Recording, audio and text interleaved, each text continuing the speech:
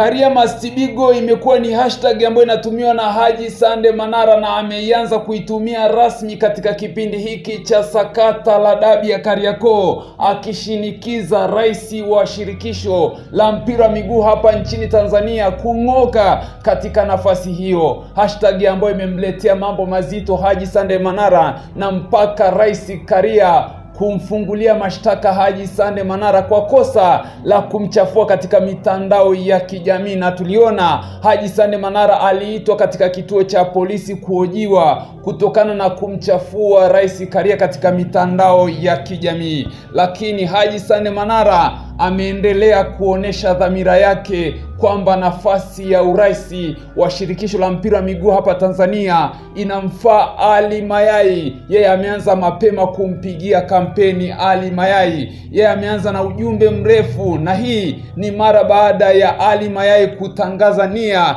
ya kugombea nafasi katika shirikisho la mpira wa miguu hapa nchini Tanzania, nafasi ya rais wa TFF.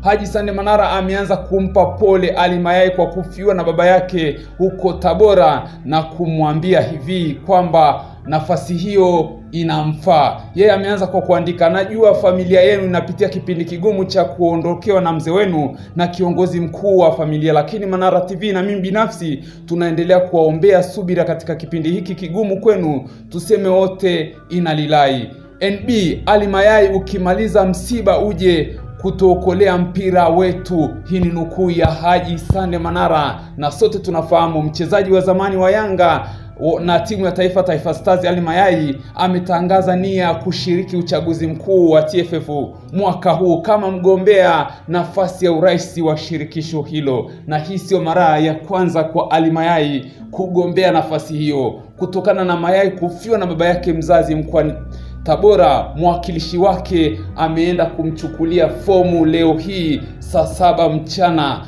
tayari kwa kugombea nafasi hiyo kwenye uchaguzi mkuu wa shirikisho la soka nchini TFF ambao umepangwa kufanyika Agasti 16 mwaka huu 2025 jijini Tanga. Na Haji Sande Manara ambaye amekuwa akishinikiza rais Karia ang'oke katika nafasi hiyo, yeye mapema ameshaenda upande wa Ali Mayai akimwambia pole kwa msiba, uje ukutuokolee mpira wetu wa hapa nchini Tanzania. Je, una mtazamo gani katika hili? Acha komenti yako na subscribe kwa taarifa nyingi zaidi.